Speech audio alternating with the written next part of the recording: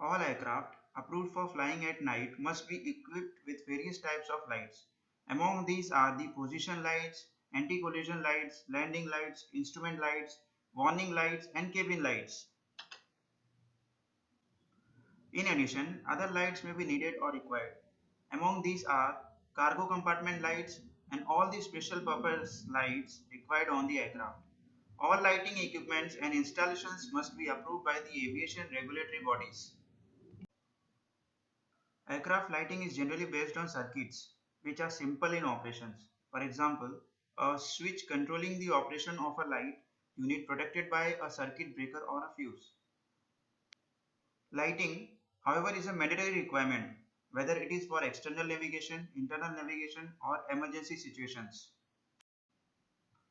Before going deep in the external and internal lightings, we are going to study the following types of lights which are being used in all the external and internal lightings. Number 1, incandescent lamps, 2, halogen lamps, 3, fluorescent lamps, 5, strobe lights, 6, LED lights, and 7 is the wedge lights. We are going to see this one by one. Incandescent lamps. It was invented by Thomas Alva Edison in 1870s. The operation of the bulb is essentially very simple. An electric current is passed through a thin tungsten filament of diameter 0.01 mm to or 0.0004 inch. This gives the electron a higher energy state and increased motion. This increased motion causes the conductor to heat up. Electrons only remain at a higher energy level for a short period of time. As they return to the lower energy level, the excess energy is shed in the form of photons of light. This gives the appearance of making the filament glow white hot. The filament is carried on glass mounts to prevent temperature transfer. The end of the filaments are welded to thicker support wires that hold the filament in place and provide a current path. The filament is formed into small coils mounted onto a glass rod and the rods encapsulated in a glass cover.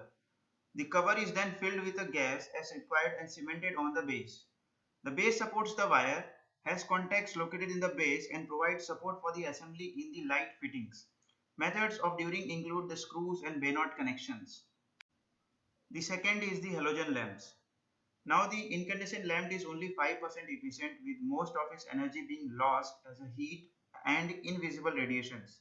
A more efficient option is the halogen lamp. The halogens are the name given to a group of elements that have a valence orbit with one electron missing. For example, fluorine, chromine, bromine and iodine. On the periodic table they fall vertically underneath each other, one space to the left of the inert gases.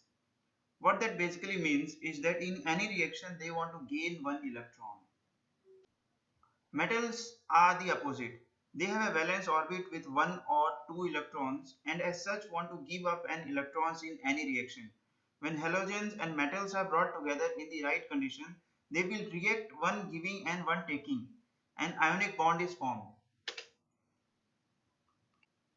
Lamps of this type have a quartz envelope and are halogen filled.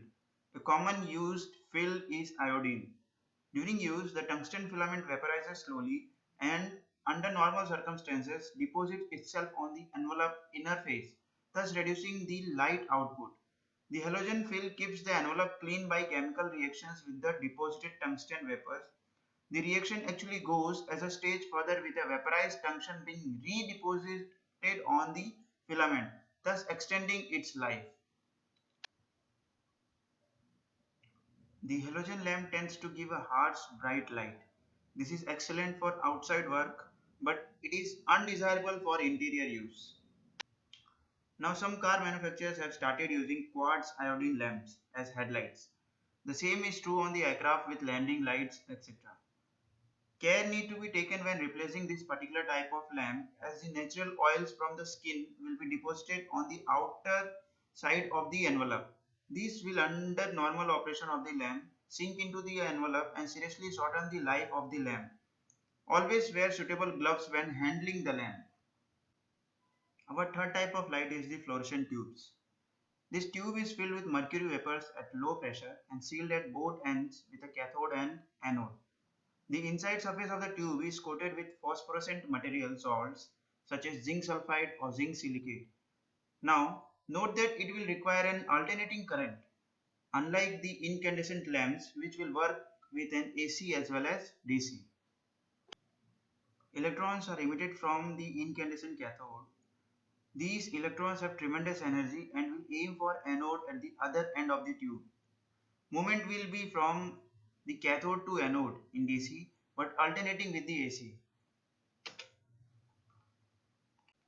During their journey, they will collide with the mercury vapor atoms in the tube. This collision will cause radiation to be emitted, which is mostly all in the visible spectrum, ultraviolet. The visible portion of the radiation is a pale color in the blue-green range. The ultraviolet radiation will strike the fluorescent coating on the inside of the tube and cause it to emit radiations with a longer wavelength and, more importantly, a wavelength that is in the visible spectrum. During the collision, other electrons are emitted and move towards the anode, colliding many times before getting there. Actually, they collide several hundred times. Providing the current is already flowing and the collisions are taking place, electrons will be moving from or to the cathode anode and such that the tube provides a very low resistance. So to get started, there is where the choke, sometimes called as a starter, and an auxiliary lamp comes in. The choke is an inductor which prevents dangerously high voltage and it also acts in the starting cycle. The other light which we are going to study is the light emitting diode, also called as LEDs. LEDs operate on the principle that under forward bias condition, a PN junction diode exhibits a special properties. Electrons are easily driven from the N-type material into the P-type material by the electric field applied.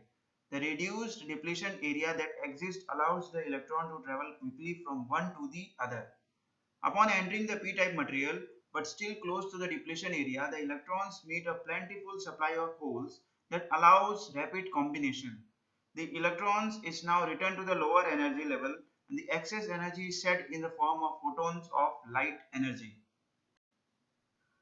Now as video is getting very longer, we are going to have a part 2 series for the aircraft lights. In that video, we will continue with the aircraft external and internal lightings.